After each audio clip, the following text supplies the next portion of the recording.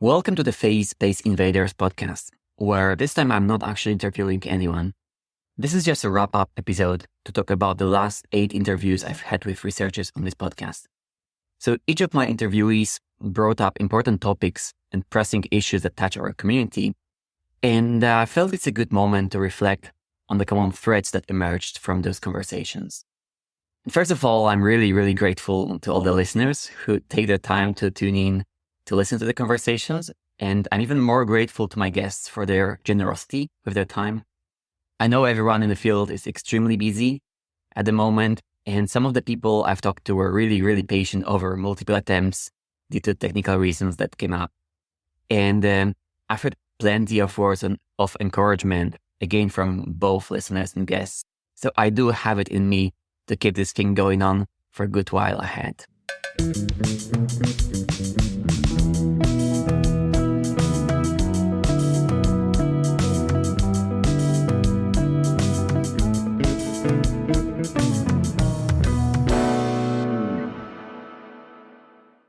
To the actual questions, I think the topic that came up the most in the conversations was the convergence of simulations and experiment. And this really marks an important moment in the development of computational biophysics and biology, in that, as we've said a few times, we are for the first time in a moment where we can have predictive power, where we can actually go combine all the biological data that is out there and build an understanding that is complex enough to actually address a biological problem. Of course, there are also ways around this. As we talked with Alexei, for example, you can choose to work on a problem that is more industrial than biological, so that you can reduce your system's complexity to essentially a molecule and perhaps an inorganic matrix. But if you want to address biological problems, you have to think about all the networks, all the downstream effects that small modifications on a structural level can have. And this is for the first time actually enabled by the amount of data, the amount of literature, the complexity of the tools. So this is an amazing moment to take advantage of this possibility and really take your scientific projects to another level in terms of what we can do. There is, of course, a multi-scale aspect of the simulations, which is based upon the idea that, local modifications have implications for large-scale assemblies in biology. That is a very trivial thing to say, but I think it became really obvious with the discovery of those huge, gigantic assemblies in the cell. And I think it is becoming more and more obvious from the literature that life operates with those mega machines, with systems that are easily made of millions and millions of atoms. And those operations can rely on tiny details, like macromolecular recognition can sometimes rely on a single amino acid or a few amino acids difference between two isoforms. And I can't help but think of chromatin organization, where details as small as single modifications on histone tails can have enormous downstream consequences for how a part of the genome will be expressed or organized or modified. And there are, of course, many other examples of this. But yeah, this connection of tiny modifications and large-scale effects is perhaps one of the biggest challenges that we have to resolve in the field. The other challenge is the treatment of ensembles. So the notion that whatever experimental data we have, it's usually an average of many compatible structures, and different elements of the ensemble can have different functional roles, which makes it particularly important to model things in the statistical context, as well as really thinking about how the experiment is done in its mechanical detail. This is also a discussion we had with Pilar about sometimes making corrections to our calculation based on imagining the physics of the setup. And so this is where we are in the history of biophysics. Thinking about the conversation with Modesto, we are at this threshold moment where we have these new toys, where we have these new capabilities, and we really have to reinvent ourselves. It's actually something I myself thought about, how in recent years I was sort of clinging to the old techniques, the old ways of doing things. I was thinking, oh no, my knowledge from the last 5 or 10 years is becoming obsolete. And, the way I thought about biophysics is becoming a thing of the past, perhaps. But actually thinking about the capacity to approach more complex problems is a great way out of this mental cul-de-sac. So we're not really losing things. And all these conversations made me realize this with much more depth than I could think myself. We're actually gaining an enormous power, and it's just up to us to learn the new ways of incorporating those techniques into our everyday work. And so maybe we need to stop thinking about ourselves as just simulation people, or just structural people, or just bioinformaticians, and start merging the other approaches. Again, whether that's bioinformatics or big data or structural AI and so on. It doesn't have to be, you yourself learning every possible technique, but it can be you teaming up with a few colleagues who have this knowledge, maybe learn some of this knowledge directly, maybe have someone who can always help you with a new branch that emerged recently, because someone will always know way more about it than you do. So that we can, in the end, squeeze out as much information from these models as possible without confining ourselves to any particular corner of the field. A related question is that of credibility, because as it was said many times, we talk to experimenters and they talk to us in the language that we don't always mutually understand. But in the end, we need to care that the ideas that we convey to our experimental friends are credible, that our field can be viewed as contributing to solving a biological problem and not just a nice addition to have, nice visuals. That we actually understand what they're doing, we understand what the biological assembly is doing, how it works. I think this requires concerted effort from the whole community to address also the questions of statistics, of model quality, of having an awareness of the errors we commit with different approximations, and the different things that we leave behind or leave aside in approaching every new project, every new biological system. The second topic that came up a lot was that of code maintenance and code interoperability. And I think this is something that has been a problem for a long time.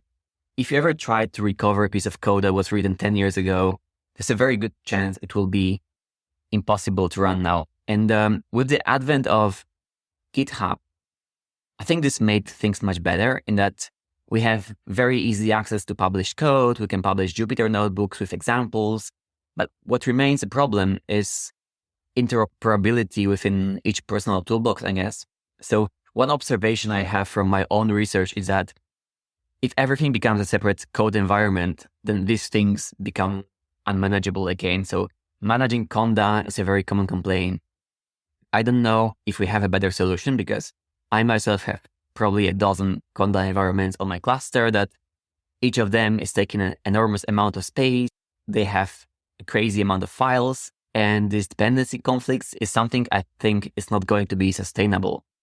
I don't know if anyone is working on this or if anyone will come up with a neat solution soon, but that is something that will be very, very welcome. I don't know, maybe it's a common dependency framework for a field such as bioinformatics or structural deep learning, so that, you have a common base and only a few libraries would have to be reinstalled every time. But I would say that's still very much an open question. Another obvious thing is that of fixing bugs and keeping code up to date. So there are many codes that were published at some point in time, and then there's nobody to take care of them once the original developer is gone. And this is something that, again, doesn't have a very clear solution, except for maybe this kind of code consolidation, where codes start to be written in the context of long-term collaborations, perhaps large groups that have more temporal stability, so they won't disappear overnight, perhaps building codes into existing libraries. And of course, this has the same problem of maintaining pieces of libraries while people move on. But this might alleviate this a little bit. If the codes are well documented and publicly hosted, there will be an incentive for future contributors to take them over. I don't know. Of course, we need to also think about credit attribution, as Max pointed out, so that this kind of work doesn't go unrewarded or unnoticed by the community. And here I believe preprints can be an amazing tool to track the popularity and adoption of new versions and modifications of previously published code.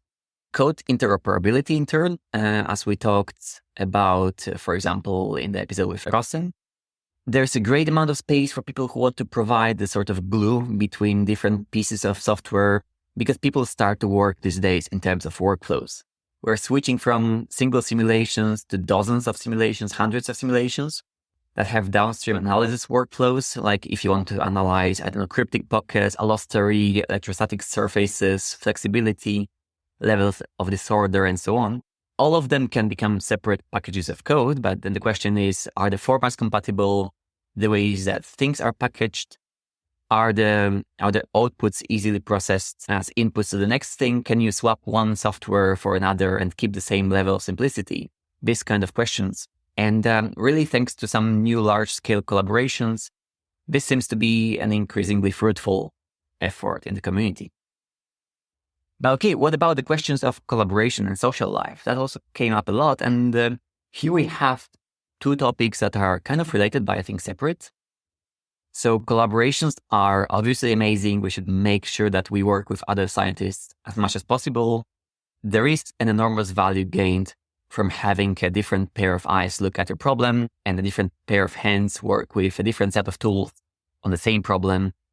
But perhaps thinking deeply about these questions, collaborations don't just happen.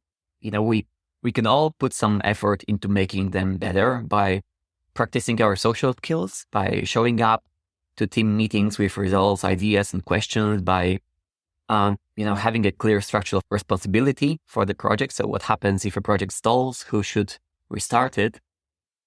And there's wisdom in learning the corporate tools of management and accountability. I think that's something that Wojtek brought up, not necessarily to torture ourselves and each other with administrative stuff, but rather to make sure our work doesn't go to waste and we can have some efficiency in the way we approach science. And then it's also not all scientific. Let's just remember that. I think there's a point to be made about keeping us sane by making sure that we have a social life outside of work with like-minded people. And so finding ways to connect through music, art, sport, cinema, without even mentioning projects and results and hypotheses, I think every community of scientists should think about these outlets for genuine human interaction. We do that here in Barcelona. In the conversation with Paul, I mentioned that we have a rock band, a football and basketball league, a baking club, a running club, and you can make friends across topics, across career stages, across cultures, and honestly, it's an amazing experience. So then the one topic that is, I believe, on everyone's minds today is that of industry and academia. And it's understandable for financial reasons, but also the pressure that comes from extremely competitive environments. It's good to hear that there are many, many stories of people going back and forth. So people who left academia, for example, after the PhD, they went to do an industrial postdoc. And then after a postdoc in the industry, they were offered either another postdoc position or directly an academia job. And maybe they kept some engagement with the industry, so it's really, really becoming porous and going both ways. There are some dangers, I believe, in kind of blurring the line between academia and industry, because obviously they have different incentive structures. And we know there is a credibility crisis, which is probably exacerbated when purely academic results start to have a financial incentive to them. But at the same time, there is a great deal of knowledge, as we also discussed, in the industry about how to structure projects, how to make sure things don't go to waste, how to attract people with great knowledge and put them in a place where they can really, really contribute to solve problem in a collaborative way. Because I think academia can often feel lonely. Like very often we get a project and we are left alone with this project, maybe being encouraged to, talk to people around you, but you're still managing a big project without structural support. And the thing we can learn from the industry is how to make teams, how to assign credits to teams, how to make sure that it's not just one person that is charged with all this responsibility for maybe what would be a multi-million project elsewhere, but also we kind of share the joys of finding out. We share the credit for making a breakthrough. All this is I think, an open question. And we can't really ignore the financial reality out there, right? So if there is any way to combine a part-time industry job and part-time academic job. I think this will get many, many people closer to realizing their dream of becoming a professor, of being an academic, but also sustaining their families and not having to give up other dreams in their lives for academia. I think it's important we think about that. Of course, this will be very dependent on the country. We are often talking about things from the perspective of Western Europe or the US, where perhaps the competition for academic jobs is much higher. I am myself really, really happy to eventually go back to an academic position in Poland. And I think there are many reasons to do that, because you can have a huge impact in a place that is, full of venture capital, full of people buzzing with ideas. But there's also value in coming to places where this field is not as saturated, to bring your expertise and looking at local problems and looking at the environment, the community there, and hopefully making a change, help people who are fresh out of university find an exciting project or even found an exciting startup. Work with local hospitals, with local databases in implementing things that would never become a thing if maybe you weren't there. So I think we need this diversity of people both going to places that are really hotspots for new ideas, and people carrying their insight and carrying their knowledge with them to places where such a knowledge is really, really needed for developing societies.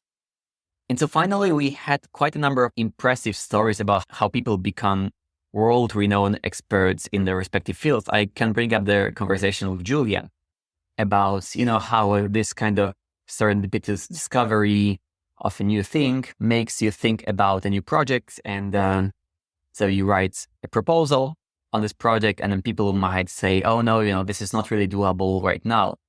But this question of how people become experts in their fields is really, really a great question, because we can see with all the examples that many of those success stories come from this unreasonable optimism about a project that is, yes, it is not doable at this time, but the insight there is that in 5 years or so, it will be doable. This is a sort of point of this whole podcast series, that I want to get people inspired about where we're going to be in 5 or 10 years. And I think having this perspective of what are the opening pathways of discovery is a great insight that can guide your future career. So I don't know if this is controversial, but I actually love to listen to success stories and to the stories of how people got to be where they are. Of course, there is a survivor bias. So don't think that every person who just jumps on bold projects will suddenly become a world-renowned scientist. It's not as simple, although that would be amazing. But one of the roads to groundbreaking discoveries is exactly that of embracing the next frontier, of finding out that, in 5 years, we will have either software or hardware or even the experimental understanding to tackle this next big problem in biology. And if at this moment you can start working towards this, then maybe in 5 years, where this actually happens, you will be the only person in the world who knows how to solve these problems or how to treat those problems. Or maybe you will be the one who made the first tool because there were no tools to address this before. So this question of how to find great projects to work on is really something I'm thinking about today. And I'm really grateful to my guests who shared their stories for bringing up these insights. Okay, that's it for this short solo episode. I hope this commentary was somehow helpful for you to bring this information together. I'm definitely looking forward to the next set of interviews. We've got great people invited, and I hope this will result in amazing discussions. As always, one question to the listeners: please let me know what you find inspiring, what you find nice about the podcast. Is there anything that you would rather skip? If you have people you want to recommend for future conversations, I'm also open to hearing these suggestions. I kind of live in an environment that was shaped by my past interactions on conferences, different meetings. So I obviously know who I want to interview, but this doesn't mean these are the only people who have something interesting to say. So yes, these insights are always very welcome. Well, I hope to see you in the next episodes of Face Space Invaders. And until then, thank you for listening. See you in the next episode of Face Space Invaders.